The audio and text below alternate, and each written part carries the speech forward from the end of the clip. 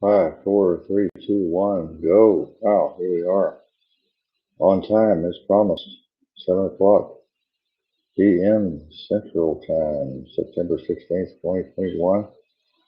Davenport here, shirtless because it is so hot here in the South.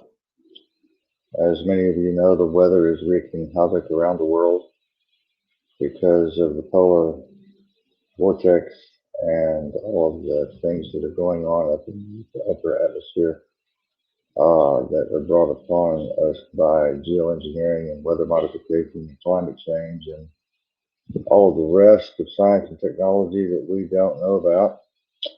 I'll tell you, it's killing a lot of people, it's destroying a lot of property, and it's really making people's lives miserable all over the world. The weather.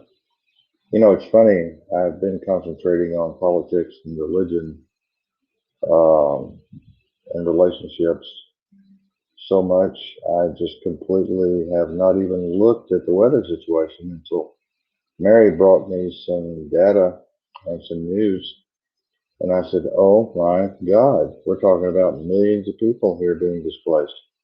We're talking about hundreds of thousands of acres of land being flooded and torn apart, and building structures being demolished, and people being put out of work, and people starving to death in our own country here because of the storms, and the emergency medical crews are not able to get to everyone in time, and nor do they have enough help with first responders in most cases.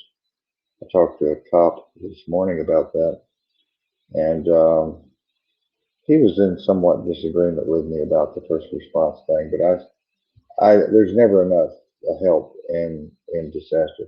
Never, ever, ever, ever enough help when it comes to disaster, and especially the kind of help that you need, which is talented help. People that understand something about disasters, something about the medical industry, emergency medical, et cetera, et cetera, et cetera, triage, nursing, paramedics, whatever. Um, I'm feeling rather down this afternoon. I went and had my scans this morning, CTs and X-rays, and they shot me up with the iodine and all that to see if my cancer has come back. And I'm sitting here thinking, wow, hope not. But I won't know anything until maybe after the weekend. But it's just a terrible thing. The people were so nice to me at the hospital. I just couldn't believe it. Really, I couldn't believe it. I'm not used to meeting nice people anywhere anymore. But these people were so sweet at the hospital. Mother Christus Catholic Hospital. Uh, Not being pro or con with Catholic, just telling you what hospital it was. I don't want any emails, stupid emails about, oh, are you Catholic? Well, I didn't know, whatever. But no, I'm not Catholic. No, I'm not Baptist anymore. Grew up a Baptist. Grew up a Baptist. That sounds kind of funny.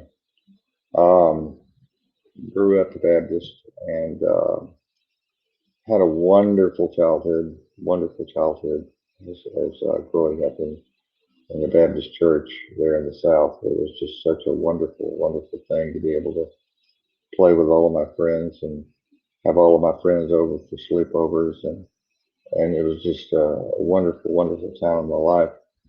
And then we talked yesterday about me turning 14, that magic number, and going to help the firemen and the paramedics, EMTs back then, ECAs, emergency care attendants, at the firehouse, and starting on my road to being a paramedic.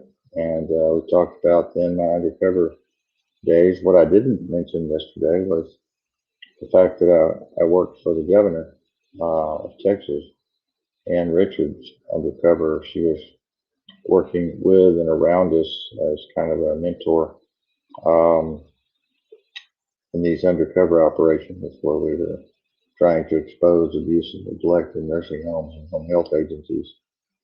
And believe me, we did our share of exposing. And Also wanted to mention I had one of the best makeup artists in the country who's retired with the Central Intelligence Agency. She was wonderful at making me up in disguise for my undercover work. She is now passed on. May God rest her soul. But yeah, I was deep undercover 2.5 years, and what ended my undercover career was a double agent. Um, his name was Alan. I'll go ahead and I'll mention his first name, Alan, who flipped on us and went to the other side and asked for a $10,000 cash payment to expose all of our undercover work. So we ended up in court. That's a long story. You can see it all online. If I gave you the correct information, you could find it. ABC News versus whatever, Don Brewer, uh, the Texas nursing home industry, et cetera, et cetera, et cetera. For those of you who are legal minded, you can find my deposition there. Uh, got my name pasted all over it. I think they spelled my last name wrong with an S instead of a T. But anyway, I was really, well, I was a rounder. I was a rounder. I got into everything. I mean, I was into gun running. I was into dope running. I was into prostitution. I was into all of these things. Uh, I had friends in the bikers. I had a lot of biker friends and Scorpions and the Hells Angels and Banditos and ran with a lot of different people. I just had that kind of personality that could just kind of go anywhere and do anything. Just I don't know. I can't really explain it. I just had that all around personality where I got along with the good, the bad, and the ugly, and the even worse, perverted. And I got perverted when I was undercover. I had to deal with a lot of homosexuals and who were in charge of these big, massive corporations. And I've had my share of experiences, homosexual experiences, working undercover.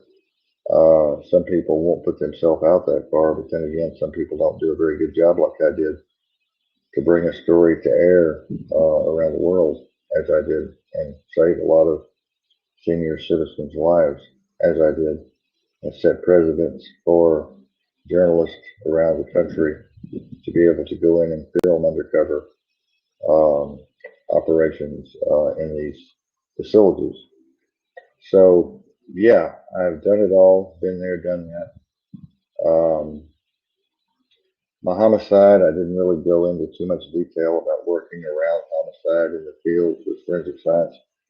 I got to cut down a lot of bodies that were hanging, dead, of course. Um, I got to work a lot of erotica hangings. It was the big going thing back in the 80s was erotica hangings where you hang yourself to a point where you almost die, but you don't. You cut your carotid arteries off, and just as you get them cut off to a certain degree, you orgasm while you're looking at porn, um, either scattered out all over the bathroom floor. A male might be dressed in panties and a bra or whatever fetish he or she might have. Not a lot of female erotica hangings, but a lot of male erotica hangings. I got to work, and that'll drive you batty after a while. That'll drive you literally up a wall and insane.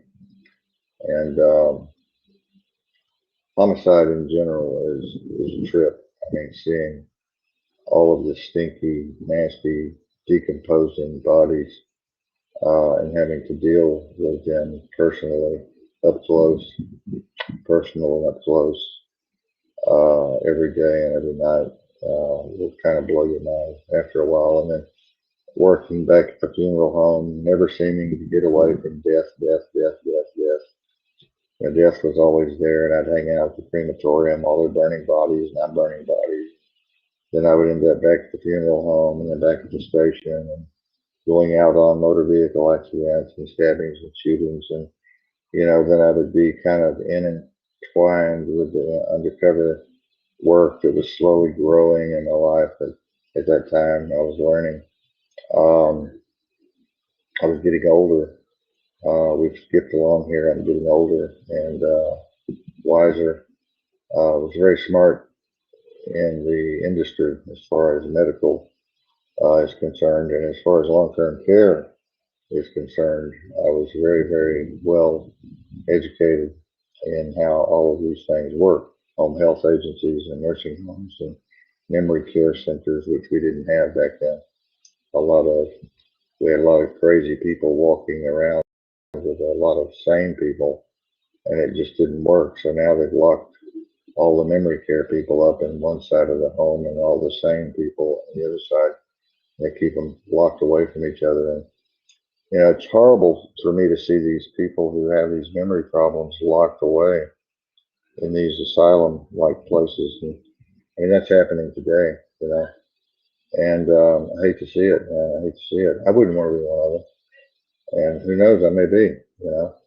Even with Marion here, as much as I love her, I've been with her 24 wonderful years. I've been with her, and who's to say I'm not going to be playing with my poop and, throwing it all over the bathroom and eating it here in another 4 or 5 years. I mean, that's what one of my friends did. He was former assistant chief of police of Dallas. Um, he ended up playing with little Dolly keys and little dollies, Barbie dolls, and sitting in the kitchen floor playing with his poop. And his wife ended up going nuts, and she had to put him in a home. I mean, life is strange. Life is crazy. Life is what you really want it to be. It seems like in most cases. Um, I have done it all, man. I told y'all yesterday. I've been there. I've done that. I've ran with some of the baddest apples on the block.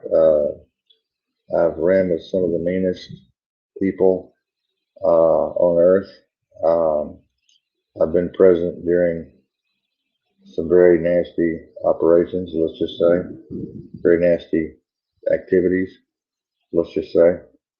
I've had my share of seeing those kinds of things and hearing those kinds of things and tasting those kinds of things, feeling those kinds of things. And it really wears on you after a while. And it definitely wore on me. And as time went by, I had what used to be called a nervous breakdown. They don't call it that anymore. Psychotic break. And I just had too much in my mind about death. And I broke down one day and got out of the unit. They had a body bag in the bag filled with a decomp, really nasty, oozy, slimy decomp that was oozing through the zipper bag. It was getting ready to take to the morgue and drop off. But I got out in the middle of the highway and walked away one day, and my partner was aghast, astounded. And I went home and I broke down and just had a nervous breakdown. My parents were with me, and I cried for a week solid. They couldn't do anything with me, but love me, hold me. I just went nuts. I lost all sense of time, space, reality, consciousness, religion, God. It all went out the window. And I was berserk there for a while. They didn't lock me up or anything. I made it through without being locked up in some mental institution, but I'm still scarred. I'm still scarred so bad from all of that. It never leaves you. I've talked to psychiatrists and clinicians alike that say, well, we can help you to think about other things and put you through this program and that program and kind of change your whole attitude toward like, no, no, no, fuck you, you can't. Don't work like that. It just don't work like that. Period. I mean, for some, maybe it depends on the depth, how deep they've been in.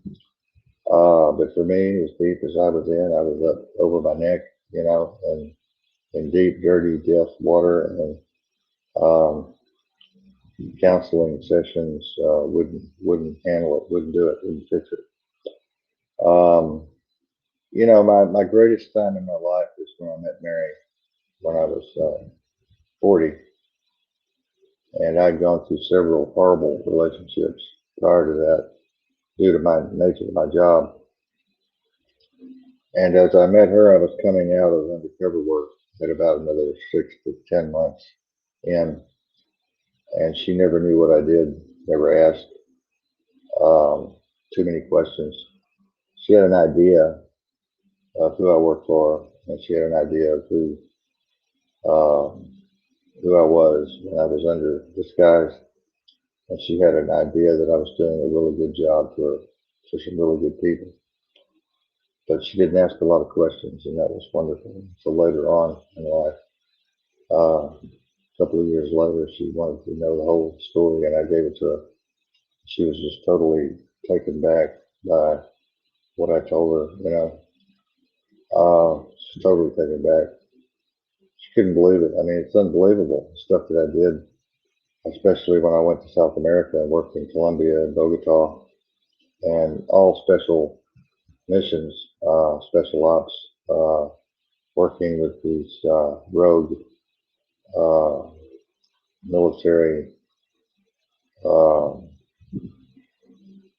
arsenals, these rogue military groups like Blackwater, you know, doing these private missions, running these private missions for different entities and organizations and agencies, et cetera, et cetera.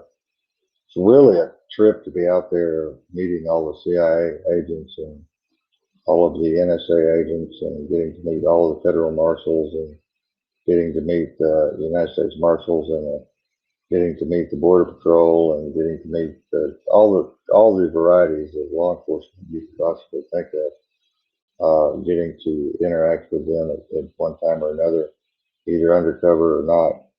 And so I got a taste of that too. And then I met Mary. And as I met Mary, my mother was very sick and had broken her hip, and the game was over for her. I had to stay home and take care of her. So I gave up everything at that point in time. And I stayed home and devoted my life to her for 14 years. And Marion met me as mom, and Marion came over, and she was being abused by her husband, and she got a divorce and came with me, and we've been together ever since. And she helped me work with mother for 14 years, take care of mother. We would not put her in a home. There's no way that we would put mother in a home. After me investigating all of this shit that goes on in these homes, the last place I would put mother is in a home. I'd rather her be in jail than in a home. They would treat her better in jail.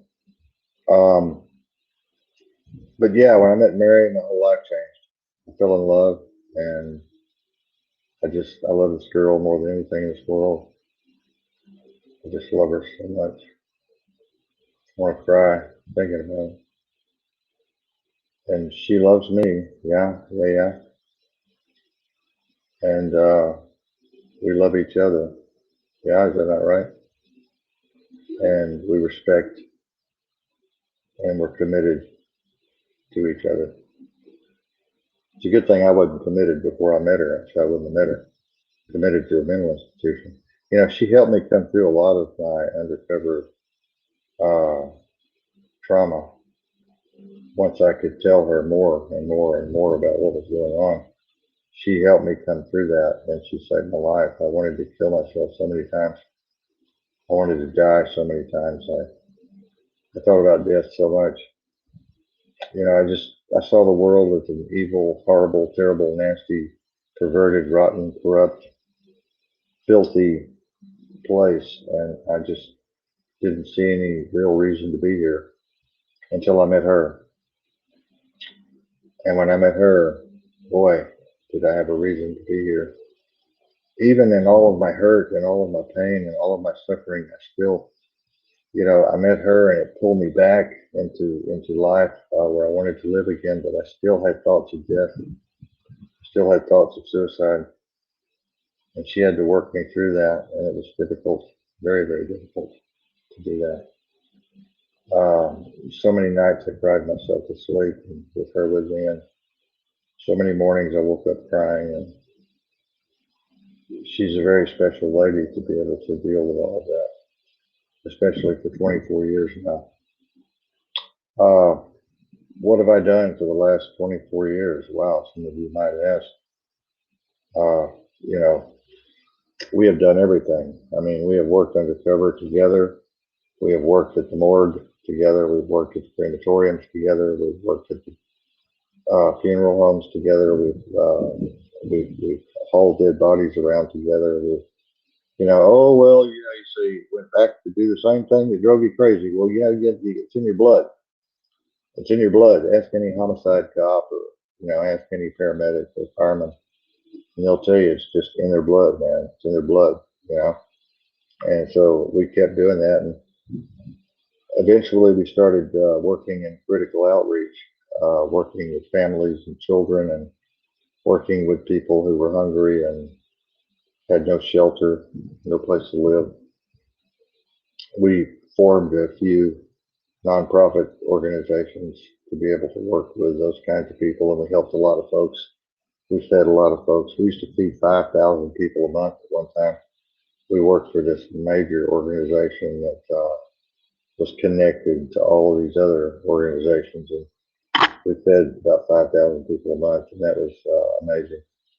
We cleaned up their warehouse and used forklifts and moved stuff around and got everything picked up. We were kind of the cleaners, we'd go in and we would clean everything up for people who were had just let things kind of go and pile up. Marion and I would go in and fix it all up really nice and then leave, like Batman, Superman, whatever, Wonder Woman. That's what we did. And we traveled a lot around the United States, working with different organizations and different people. Um, and then I got sick with cancer and diabetes, and all of these other things started happening to me. And then Marion started taking care of me, my caregiver. Mom had died in 2008 and left us, and we didn't know what to do. So we got in the car and headed to the Northwest and stayed there for 11, 12, 14 years. And then the fires came and burned everybody out. I had a trip, I had a bad trip, PTSD trip. I was surrounded by fire, surrounded by smoke. I couldn't take it. She couldn't take it. And we eventually left. We were sleeping in our car. We were camping out. We were living off grid. We came back to the South, and now we're safe. We're in a safe haven now. We're in a safe place temporarily. I always say temporarily, don't I? Because everything is very temporary. Nothing is permanent. I've learned over the years, nothing is permanent. And that's not a good way to think. It's not a good way to live, but it's reality, you know? And I'd rather live in reality than live a lie, try to convince myself of something that's not true. Uh, and then I've done over the years, 16 years of talk shows, 17, 18 years of talk shows, whatever. 4,000 talk shows later, here I am. And now I'm doing Restream. Restream's brand new for me. I love it. I'm going to stay with it as long as I possibly can. I'm going to come on here at 7 o'clock every night. I'm going to do what I told you guys I'm going to do. I'm going to come on here and just talk about my life and talk about real things that happen to real people. That's what I'm about. And I'm not going to come over here and blow smoke up your ass and tell you a bunch of shit that I think you want to hear to be my fan or whatever. I don't care about that. You either like me or you don't like me. I don't care. Either way, it's fine with me. You can always change channels. You can always turn it off. But as far as relationships, I had some bad relationships, like I said, before I was 40. I didn't really understand relationships, I guess. I guess I really just wasn't ready for relationships. I had too much baggage, too much garbage in my head. I wasn't able to handle a real relationship until I met Marion, and then the time was right, and I really understood at that point. She helped me understand what a relationship's really all about. It's being best friends. It's being best friends. That's all it is. I encourage people not to get married all the time because just find the best friend. People go, oh, why are you talking like that? You know, because it's true. Find the best friend and stay with them. You know, don't get married in the state. Don't bring the state into your love affair. Go to church and get married. That's fine. I don't care. Go to mosque. Go to church. Go somewhere, but don't go to the courthouse. Stay away from judges, and, prosecutors, and defense attorneys, and all of these other crazy clerks and all these other people that hang around the courthouse. Justice of the peace. You know, don't do any of that. Just go to church and get married. Say your vows before God and country, and walk away best friends and stay best friends for 24 years like we have. I hope we can make it to 30 years. I'm 65 years old, so I don't know. We'll see. But you guys keep me going. You're starting to look at these videos, which is amazing. Um, you know, I'm so happy that you're looking. The numbers are going up and on the many different platforms that these are put on. The numbers are going up and up and up, and I don't really know why, unless it's just my down home way of talking. Being honest with you about my life and about whatever has happened to me, you know, in my life. And I want the best for all of you. And, you know, I've learned over time that everybody has to go through their own life, their own challenges, their own shit, you know, their own suffering, their own pain. In order to really learn, you know, they have to go through their own shit. And that's one thing I've learned. It was hard to learn. I always thought I could help change people. I could help make things better, blah, blah, blah, blah, blah, save the world kind of attitude, but I've lost that. I don't believe it anymore. I believe things just happen for a reason, you know. Sometimes you just got to let things go. You got to leave it alone.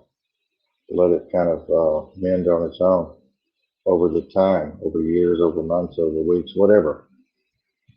And I'm not, I'm going to save the world guy anymore, and Marion's not, I'm going to save the world girl anymore. We both got out of that.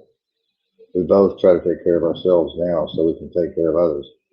Golly, golly, golly, if we can't take care of ourselves, how in the world can we take care of anybody else? And that's another reason why we built the page Prayer Science International, which I mentioned last night. If y'all will go over there, there's a lot going on that you don't know about, a lot going on you'll never know about. We still do a little undercover work here and there off the dark web. And we still do a lot of major work from the computer because I'm so disabled I can't get out and turn flips and jump on the trapeze bar and walk the tightrope anymore. So I do most of our work on the computer. We still have a lot of major contacts, and we still get a lot of good things done. So, you know, that's about it. We've got a couple of minutes here. I just love being on Restream, like I said, and where's my life going now? I don't know. I'm retired. I'm a little bored. Uh, Restream, you know, will keep me happy in the afternoon. Looking forward to my Restream. Isn't that terrible? Probably ought to be in a home somewhere going, you know, but I'm not. Okay, I remember, I remember my psychiatrist gave me an Alzheimer's test, and I was scared to death. I was going to fail it, and I passed it, but I was scared to death. They ask you all these dumb questions: who's the president? Who's the vice president?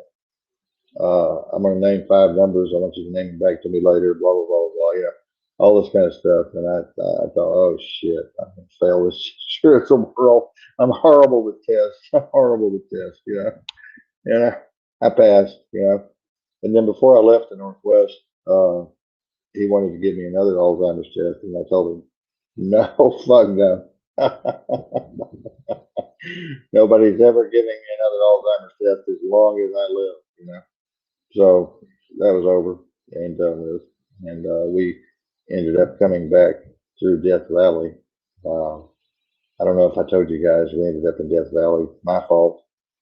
I know it all. I know how to go. I know how to go. I know how to go. I'm the Mr. Map guy.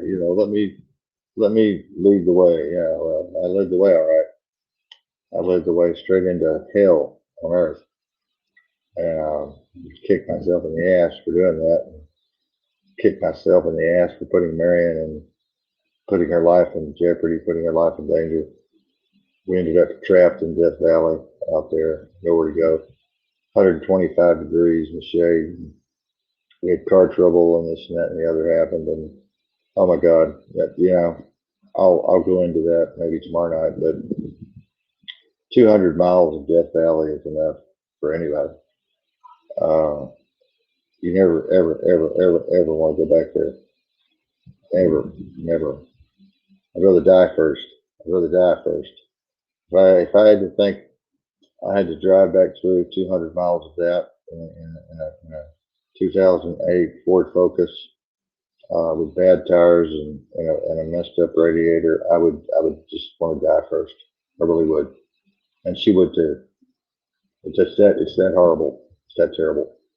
If you've ever been through Death Valley, you know what I mean. In the hottest part of summer, but thank goodness we're safe now. Thank goodness we're safe. Marion's sick. We're trying to get her better, and she's trying to get her doctors. We're both trying to reestablish our relationships with doctors here in the South. Everything changed when we moved from the Northwest. We had a perfect system up there. Everything was already set in stone. And we move here, and then everything just the dominoes fall over, and everything has to be rebuilt. And it's terrible. It's horrible. The bureaucracy we have to go through, and all the bullshit we have to go through. It's just horrible. Things are starting to settle down a little bit for me. She's having trouble with her insurance, paying for stuff. It's not paying for stuff. Bills are mounting, and that's why I put the fundraiser over there on the Prayer Science International page. If y'all could drop a few dimes in there, that would be very, very helpful toward us doing our work that we do, our mission. It's not like we're just sitting around here playing with ourselves all day. I mean, we're really working hard day and night to work for others, work for this in the service of others, and to help others in many different types of situations. So I'm going to go now. And as I always say, I love you all. And as I always say, whatever you vividly imagine, ardently desire, enthusiastically act upon will come to pass. But you've really got to put the work behind it. You've really got to put the energy behind it, the passion behind it, the commitment behind it, the experience behind it. And you've really got to get out there, put yourself out there. Now, prayer is great, but faith without works is deader than a doornail. I'll tell you that from personal experience. Faith without works is dead. You have to put your all into it and for things to work. Um, God's not a genie, with a gavel or with a little wand and he waves around. It's not. We'll talk about that one night, but that's not the way God works. It's not the way the system works. It's not the way this mathematical universe works. We're doing a pure mathematical universe, purely mathematical. We're 99.9999999% invisible. Less than 1% material, and yet here we are. Here we sit. But anyway, I love y'all, and I'll be here for you. If you need me, you can find me. I'm in jail over at Facebook for another 28 days, which is kind of good, kind of a vacation for me. They don't know it, but it's going to be kind of good for me.